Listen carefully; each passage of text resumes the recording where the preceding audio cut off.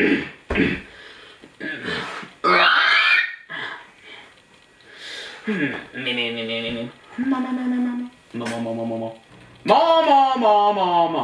would like an Arnold Palmer at the omelet parlor.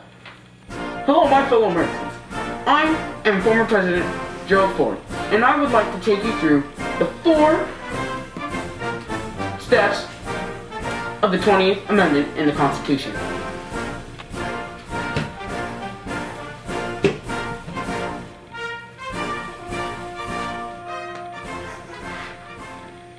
Section 1. So, I'll read you a little bit from Section 1, okay? So, the terms of the President and Vice President shall end at noon on the 20th day of January, and the terms of the Senators and Representatives at noon on the 3rd of January. And then, so, like, you know, no one needs that, because that's pointless. I'll just explain it right now to you in an easier manner, okay?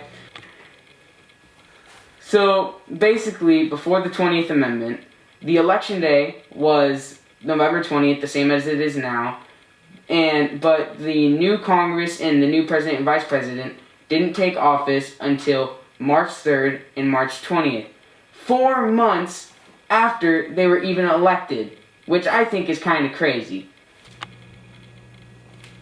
Now that the 20th Amendment is in action, it reduced the time down from March 20th, from them being able to take office, to January 20th and January 3rd.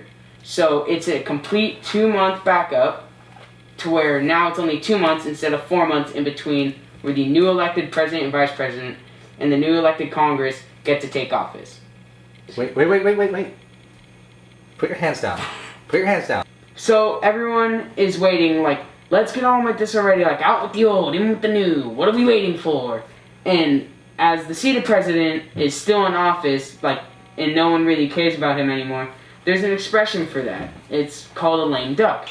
And the President of the United States is one of the most powerful people in the world, but for excruciating months, nobody wants to hear from you anymore. Nobody cares what you do, or like, when's the new president coming in? And they're like, and you're like, I'm so tired of being this old, like, boring president, that no one cares about. And you're like, what can the guy do to just, just be cared for once, It's just the thing.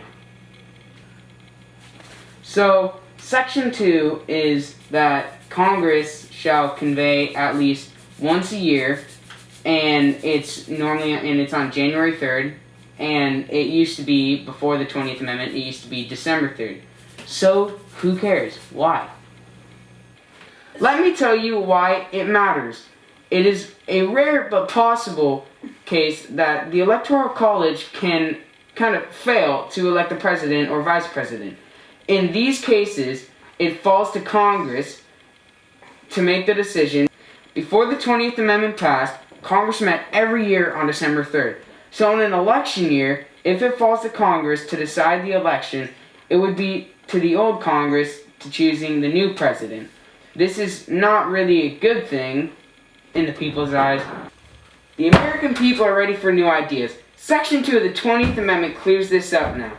Now Congress meet each year on January 3rd after an election. This means that they convene immediately after being sworn in. So if Congress needs to choose the new president and vice president, the new Congress can get right on with the job of doing that.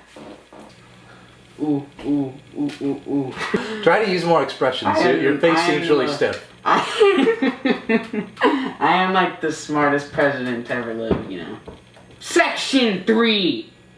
This is all about covering scenarios where the president-elect has died before he or she takes office, or where Congress has not yet succeeded in selecting a president, in case where the Electoral College has failed to elect the president. In most cases, the vice president then takes office as president until a president is selected and inaugurated. In even rare cases where a vice president has not yet been selected, either this section provides the Congress may appoint someone to temporarily take office and serve in the office of president until a vice president or president has been selected and placed in office.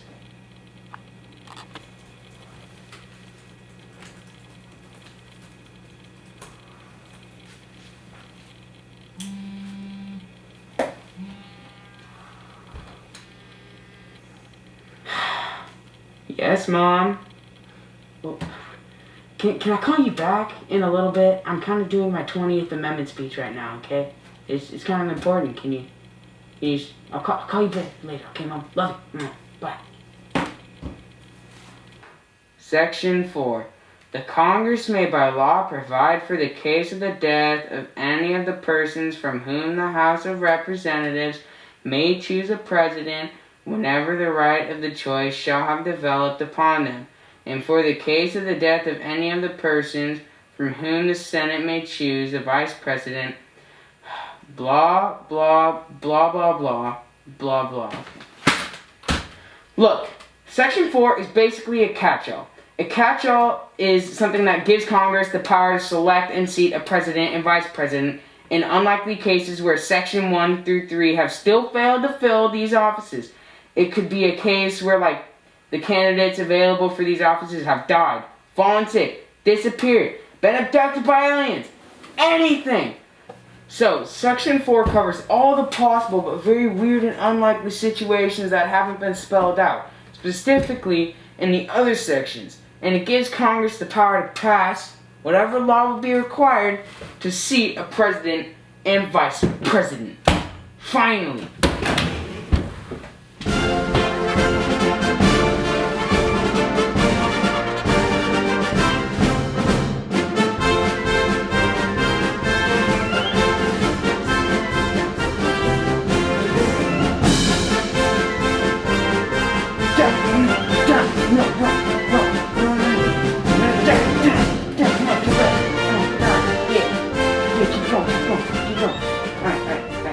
Run this way, run this way.